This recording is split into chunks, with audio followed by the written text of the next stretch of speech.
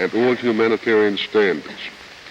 The United States government protests that, 1, the lifeboats and life rafts were machine gunned, evidently to render them unusable by any of the survivors of the Jean Nicolay. Survivors of the Jean Nicolay who were swimming were also machine gunned. 2, the survivors, upon boarding the submarine, were robbed of all life belts, papers, and other valuables. 3, the survivors of the Jean Nicolay, after boarding the submarine, were bound either with rope or wire and compelled to sit or kneel with heads down in rows athwart ship from bow to stern, facing the forward deck. Approximately half the survivors of the Jean Nicolay were led separately to the after deck of the submarine and compelled to run between parallel rows of Japanese sailors armed with a variety of instruments, including gun butts and bayonets. While running this gauntlet, the men were subjected to severe beating and, still bound, were forced off the submarine into the water while the vessel was underway, with the evident likelihood that they would be caught in the turning propeller. 5, the submarine suddenly and with no warning to the survivors of the Jean Nicolay submerged, leaving a large number of them still on the deck of the vessel without means of self-preservation. D.M. Nelson and Clem Carlin, master and chief mate respectively of the Jean Nicolay, were made prisoners and taken within the submarine, such treatment being similar to that accorded the master and 3 other survivors of the United States vessel Richard Hovey.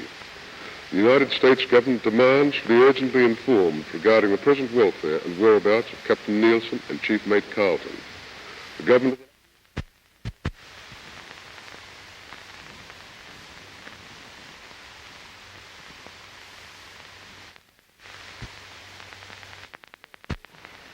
It is impossible to say exactly when Araki became a party to this conspiracy, but if he was not one already, he entered the conspiracy at least in December 1931, when he became Minister of War.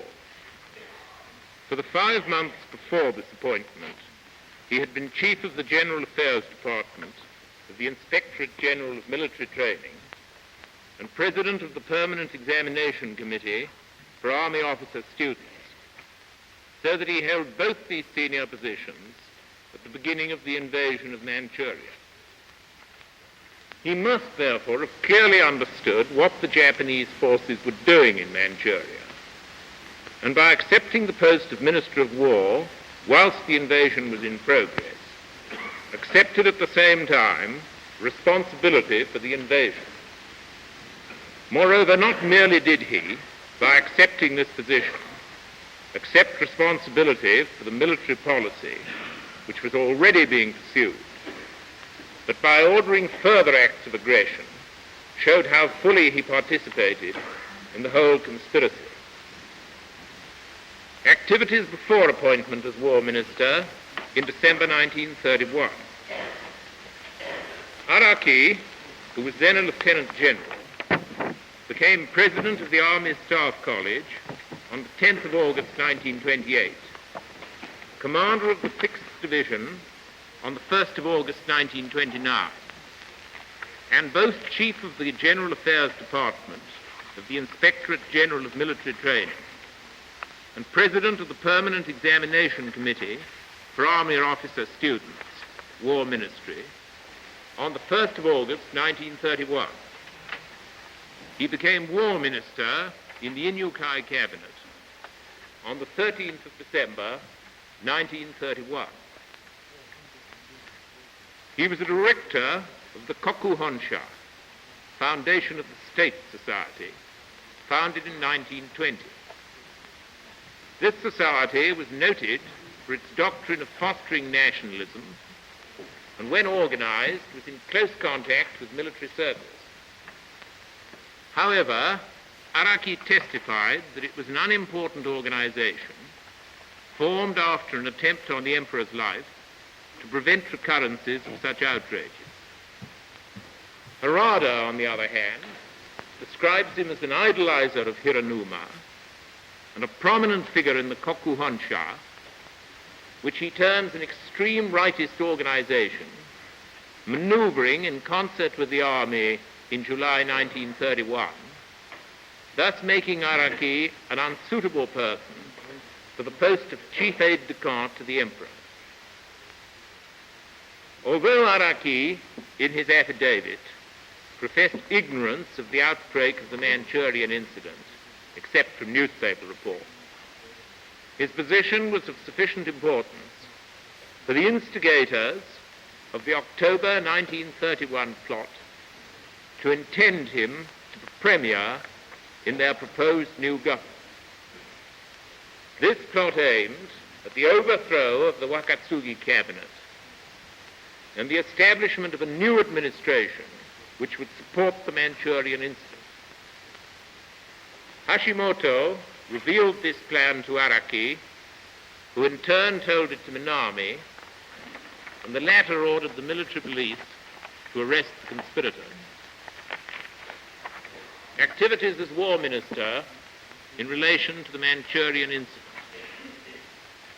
Despite the fact that Araki, by this time, must have been aware of the internal agitation for extension of the Manchurian incident, he consented on December the 13th, 1931, to take over the post of War Minister in the newly formed Inyukai cabinet.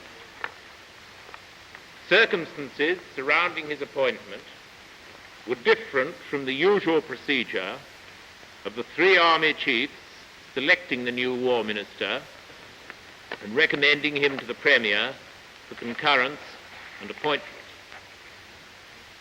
In Araki's case, the younger officers were anxious to have him appointed because of his understanding of their point of view. Hence, when he was suggested to Inyukai, the latter agreed, as there would be no gulf between him and the younger officers. Araki himself categorically denied this statement, stating that his appointment was made in the customary manner. Araki, as War Minister, was unable to control the young officers who were the motivating force behind the China incident, but he did attempt to control the incident. Nevertheless, when Inyukai dispatched an emissary to Chiang Kai-shek in December 1931, he kept this move secret from Araki. Inyukai was opposed to the Manchurian incident and attempted to halt it. He also adopted the policy of reducing the army budget, which act was violently opposed by Araki. Araki himself stated that in 1932 and 1933 he conceded a portion of the army budget to the Navy to avoid any Army-Navy friction, and that the budgets for these years, excluding the Manchurian incident, were virtually no more than the preceding year. In November 1932, Araki told Harada that more than doubling the budget was reasonable. Towards the end of December 1931, after receiving information from Harbin that he would establish lines east of Harbin and resist, the Kirin army attacked towards Harbin.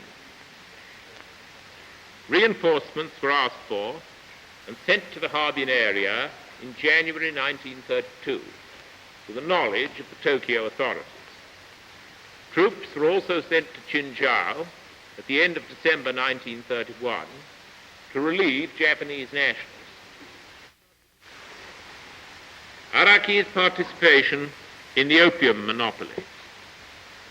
On the 11th of April 1933, the cabinet, in which Araki held the position of War Minister, decided that the raw opium in the custody of the government of Korea was to be temporarily transferred to the government of Manchukuo. The creation of the Manchurian Opium Monopoly Administration was said to be for the purpose of controlling and gradually diminishing the number of opium addicts. For instance, registration of all addicts was inaugurated, and a system of selling only to those so registered was evolved. Growth of poppies was controlled, and illicit sales forbidden. However, the real object of the administration was the establishment of a central agency for narcotic growth and distribution, the revenue from which was immediately required by the government. And the acreage for poppy growing necessary to produce the required quantities of opium should be decided upon after consultation by the authorities concerned.